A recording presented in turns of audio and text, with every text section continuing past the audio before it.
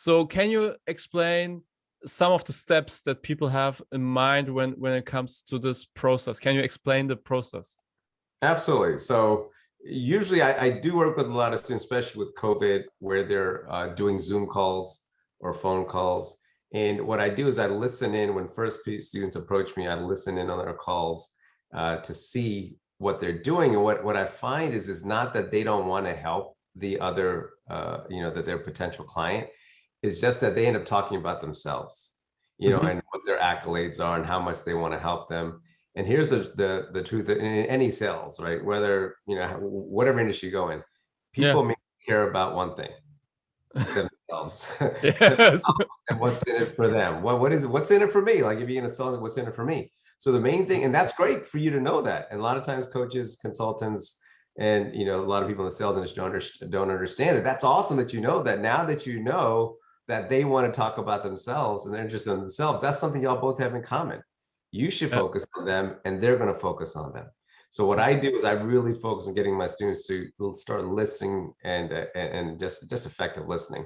So my unselling system, I break it up into 4 parts where you connect, discover, present, and then you close the sale. And I actually call closing MBO. So a lot of my clients know the acronym MBO, and that stands for mutually beneficial outcome. So I don't look at selling or closing somebody per se. I just use that term because that's what most people are familiar with.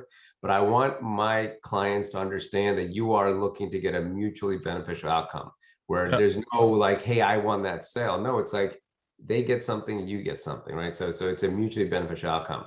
And then what I do is, and most students, most people when I meet them, they mix the presenting and discovery, where they like to present their offer way before they understand what the actual true wants, desires, and needs are of their future potential customer.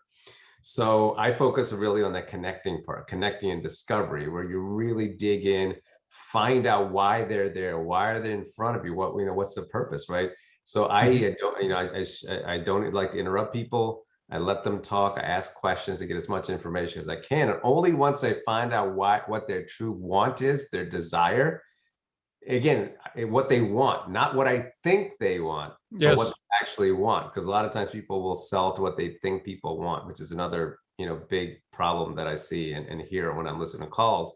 But once you discover what they want, then you present your offer. And if you do it the right way, you're almost going to get 100% every time. Almost, right? I mean, I've had clients that came to me and they told me, TJ, I've got a coaching program. And I listen to their calls, they're converting maybe 10 to 15%.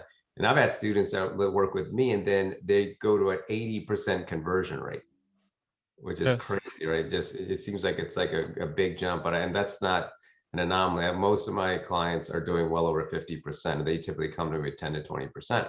So the thing is, what's the big difference? The big difference is just listening, asking better questions, and then once it's really important that people feel you hear them, Hmm. right? Like if you start talking to me and I start cutting you off, you're going to get probably irritated, right? You're like, oh man, this guy's not even listening to me. But that happens all the times in the selling situation where people are not, the salesperson is not patient, the coach is not patient, consultant's not patient, and then they want to talk over the other person. And a lot of times people don't know they're doing this. That's why I always tell my students to record their calls. And once that listening happens, and then Yeah. you actually ask a question based on listening, they're going to love it. They go, oh, wow, this person's really listening to what I have to say. So Yes. yeah, so that's in a nutshell: connect, discover, present, and then closing with what I call the MBO. Yeah.